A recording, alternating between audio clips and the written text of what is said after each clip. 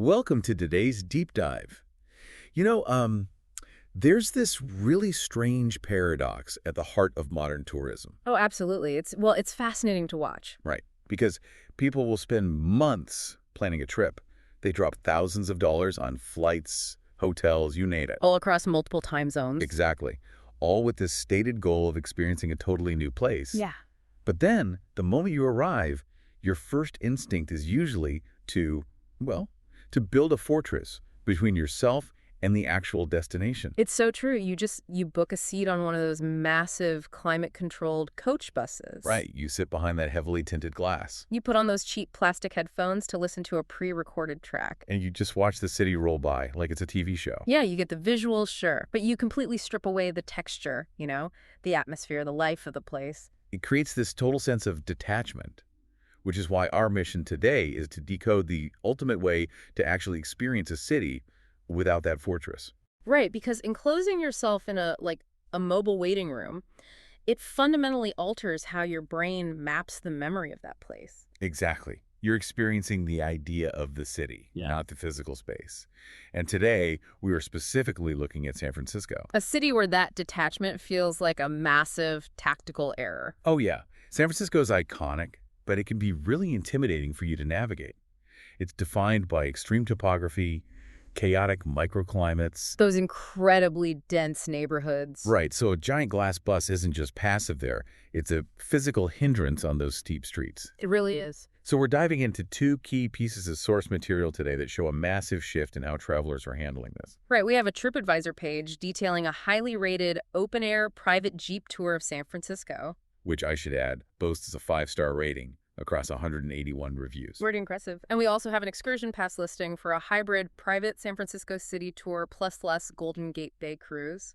So what's the core thesis we're pulling from this data? Well, it's really that the mechanics of sightseeing are evolving. Travelers are realizing that how you move through a space dictates what you can actually see. It's moving away from that high-volume, cram 40 people on a bus model, Hey, right? really? Toward highly curated, private, multimodal experiences. It's all about perspective and flexibility now. Okay, so before we talk about the water portion, because the combo tier is wild, let's start on the ground. Ground level, right. Because San Francisco streets are, well, they're terrifying if you don't know what you're doing. Oh, absolutely. The spatial awareness required is intense. Yeah, but travelers aren't opting for the safety of a heavy coach. They're going for open-air convertible Jeeps. Why? So the TripAdvisor data outlines this perfectly. These operators run private tours up to 6 guests, and they vary the geographic penetration based on time. Meaning the longer you book, the deeper into the city you get. Exactly. The baseline 2-hour option hits the absolute non-negotiables, primary highlights, and of course, the Golden Gate Bridge. Right, the foundational layer. Yeah. Then the 2.5-hour tier adds more complexity. Like what? Like a drive down Lombard Street, though they explicitly add the caveat traffic permitting because It's a tight, crooked, crowded nightmare sometimes. Exactly. But it also adds immersive time in Golden Gate Park or Ocean Beach. Okay, and the 3-hour option. That pushes way out. 4 to 5 extra locations, the Mission District murals, panoramic views from Twin Peaks. You can even build in a dedicated meal stop. Okay, the schedule makes total sense. But I have to push back here. Oh, let's hear it. I have a major objection based on pure physiology. When I hear open-air convertible and San Francisco, my brain sets off alarms. Because of the weather. Yes. The city is famous for its punishing summer fog, the wind whipping off the Pacific. Right, the whole Mark Twain coldest winter was a summer in San Francisco thing. Exactly. Isn't putting a traveler in an open Jeep just a recipe for a freezing, teeth-chattering nightmare? It sounds like it, right? But the sources actually lean into this. They don't hide it at all. Really? Yeah, the ExcursionPass documentation literally tells travelers to bring layers. They set the expectation right up front that an open vehicle in the bay winds will be significantly colder than walking around. Okay, so they warn you, but still, you're freezing. But the TripAdvisor reviews highlight this great operational detail. The guides provide blankets. Oh, wait, that completely changes the vibe. Right. It shifts it from feeling like vulnerable and exposed to feeling cared for. You're bundled up. Yeah, you're moving through the elements, not just suffering through them. It's cozy. Exactly. And that exposure, it's not a flaw, it's the defining feature. How so? Think about that climate-controlled bus. It totally insulates you from sensory data. But in the Jeep, the microclimates become part of the story. Oh, I see. You actually feel the temperature drop when you hit the fog. Yes. Over the Presidio, you literally feel it plummet. You smell the sea salt as you approach the water. You smell garlic and roasting coffee winding through North Beach. Wow, okay. That is a totally different level of immersion. It is, and cognitive science shows that memories anchored by multiple senses, smell, temperature, wind, are way more robust than just looking through a window. You aren't just looking at the fog, you're inside it. You're feeling the city. Exactly. It's a somatic experience. I love that. But, digging into the data, those 181 five-star reviews, the Jeep itself actually isn't the star of the show, is it? No, not at all. The hardware is just the delivery mechanism. Right. Almost all the praise is directed at the humans driving it, the guides. The guides are the true product here. And reviewers talk about them in such a specific way. It's not just, oh, the driver is prompt. They are dropping names. Seriously, Laura. Like there's a guide named Bill, who reviewers literally call the San Franciscologist. I love that title. And Hannah, who one reviewer called the Goddess, after she took them over the bridge and through Little Italy. Right. And Jojo, who gets praised for his captivating personal stories. Oh, and Kat, or Yeah. Kit Kat, apparently. Reviewers love that she just spontaneously abandoned the itinerary for random, cool photo detours. Which is so rare, right? It is. Think about it. How often do you remember a tour guide's name months after a trip, let alone write a glowing public review using their nickname? Why does this happen? Well, it really speaks to the value of adaptability. A traditional bus tour is a broadcast model. It's a script. Exactly. It's static, often pre-recorded, blasted to 40 strangers. It can't adjust to the room's energy. But the private Jeep, it's a conversation. The guide is constantly reading the room. Yes. They're assessing the physical and emotional state of a tiny group in real time. It's like the difference between sitting in a massive college lecture hall and having a dinner party with a really cool expert. Perfect analogy. And you can see this in a review from user 902 Vanessa. What does she say? She noted that their guide, Brian, didn't just rattle off history, he acted as a personal photographer. Oh, that's huge. Right. He took pictures all day and then just airdropped the high-res photos to their phones at the end. That is such a brilliant microservice. Because the constant anxiety of trying to document your trip really distracts you from actually enjoying it. Exactly. No fumbling with phones, no asking strangers to take blurry pictures. The guide absorbs that burden. So you can just look at the bridge. Exactly. Another great example is from reviewer J.M. Chestnut. They had a group with 4 teenagers. Oh, wow. Engaging 4 teenagers on a history tour? That is notoriously impossible. Right. Their attention spans operate on a completely different wavelength, but the guide, Jojo, kept them completely captivated. How? Did he just drill them with fun facts? No, he leveraged his status as a local. He wove his own personal adventures into the city's history.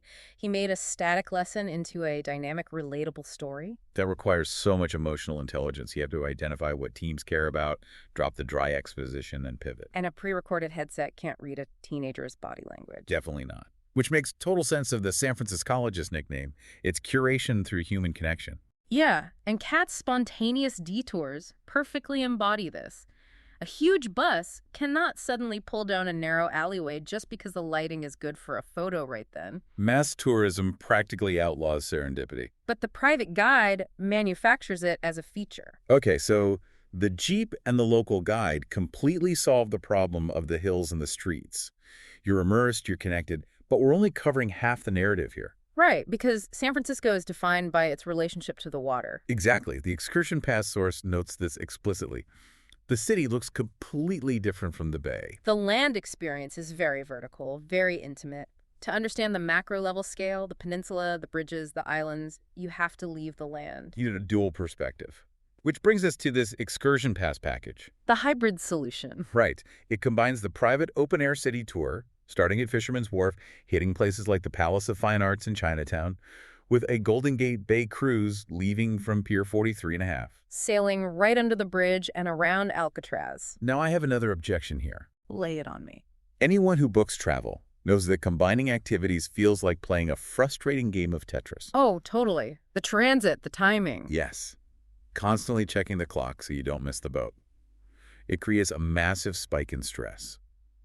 So does this combo package actually give you the best of both worlds, or does it just rush you through both? Travel fatigue is a very real concern, But the Excursion Pass package seems engineered exactly to neutralize that. Really? The source states it's for travelers who do not want to choose between a land tour and a bay cruise.